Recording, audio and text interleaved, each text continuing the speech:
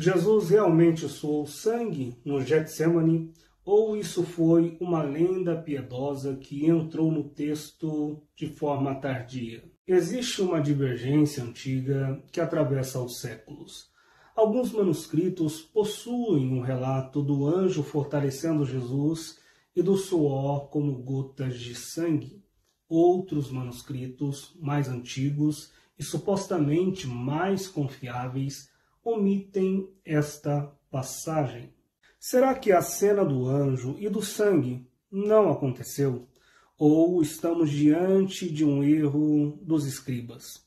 Ou de uma crise de compreensão teológica dos próprios copistas? Então, o que dizem os manuscritos? Bem, a passagem do Evangelho de Lucas, capítulo 22, versos 43 e 44, não aparecem nos melhores manuscritos, os considerados mais antigos e de maior peso crítico, como o Códex Sinaítico, o Códex Alexandrino e também o Códex Vaticano.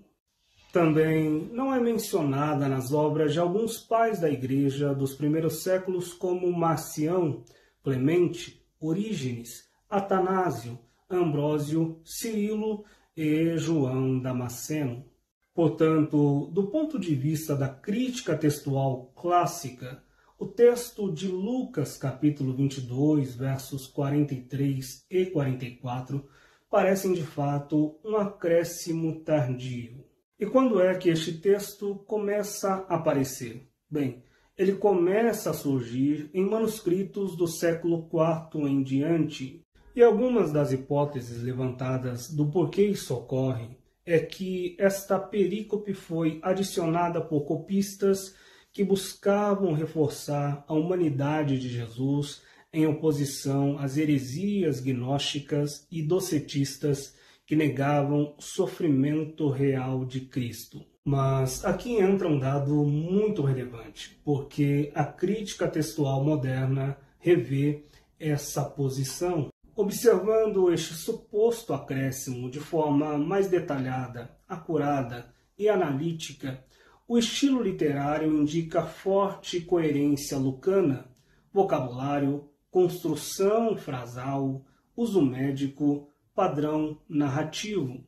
Além disso, não se pode desconsiderar que omissões podem ter ocorrido por desconforto teológico de copistas antigos. E não se pode ignorar de maneira nenhuma que Lucas também é conhecido por enfatizar a humanidade de Jesus, não só a sua divindade, exatamente o que esta perícope se propõe a fazer.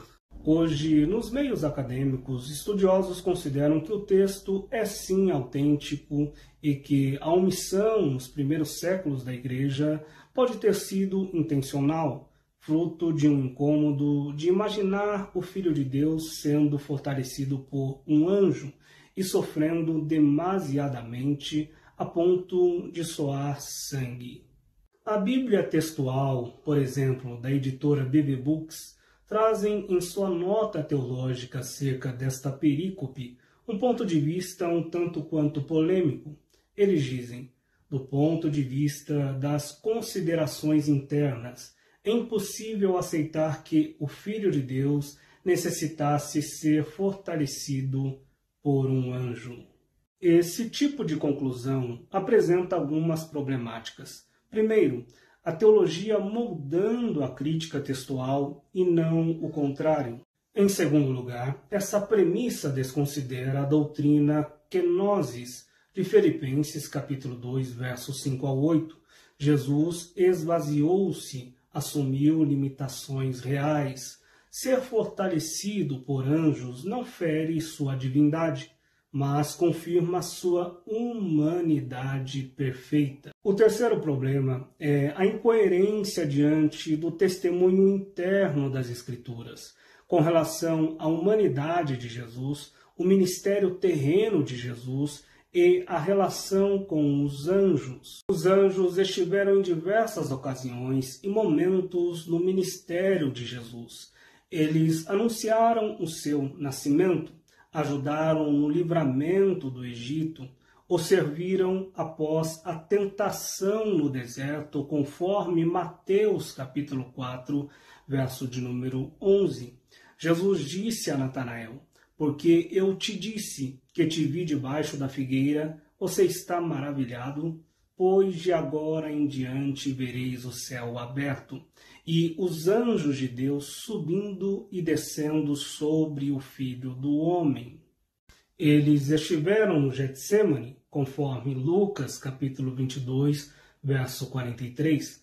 Estavam na ressurreição, na ascensão, e estarão no retorno de Cristo, conforme Mateus capítulo 24, verso de número 31, de modo que isso não fragiliza a doutrina da divindade, mas realça a doutrina da humanidade de Cristo. Portanto, a pergunta natural é: por que seria um absurdo um anjo fortalecê-lo no momento de maior agonia humana? O Getsêmani não é um teatro cósmico. É a epítome do sofrimento humano levado às últimas consequências. Se a cruz é o calvário físico, o Getsêmani é o calvário psicológico e espiritual. E quanto ao fato de Jesus ter suado sangue, a ciência reconhece o fenômeno chamado hematidrose, que é o extravasamento dos vasos capilares das glândulas sudoríparas sob estresse extremo. Lucas, sendo médico, usa a partícula comparativa rosei, que é como se fosse do grego, exatamente para descrever uma percepção visual. Parecia sangue misturado ao suor, ou o próprio suor tingido de vermelho. Isso não diminui o fato, apenas demonstra que Lucas foi honesto ao descrever a sua percepção ou a percepção dos atores envolvidos naquela perícope, Pedro, Tiago e João, e não fazer um diagnóstico forense. O Calvário de Jesus começa no Getsêmani. É por isso que ele ora ao Pai, pedindo que afaste dele esse cálice, o cálice do sofrimento. Jesus não suou sangue apenas porque ali começa a angustiar-se e sentir pavor até a morte. Ele suou sangue porque começa ali a carregar os pecados da humanidade inteira. Se no Jardim do Éden, Adão fugiu de Deus com medo, no Getsêmani, Jesus se apresenta ao Pai dizendo: não seja feita a minha vontade, mas a tua. Ele é o novo e perfeito Adão. Aonde o primeiro falhou no Éden, o último venceu no Getsêmani. Agora você compreende? Nem sempre quando a Bíblia diz como se fosse, significa que não aconteceu. Às vezes significa apenas que as palavras humanas simplesmente não são capazes de descrever o que de fato foi vivido e experienciado. Se você gostou desse vídeo, não se esqueça de deixar o seu like e se inscrever em nosso canal para receber mais mensagens como essa. Deus te abençoe.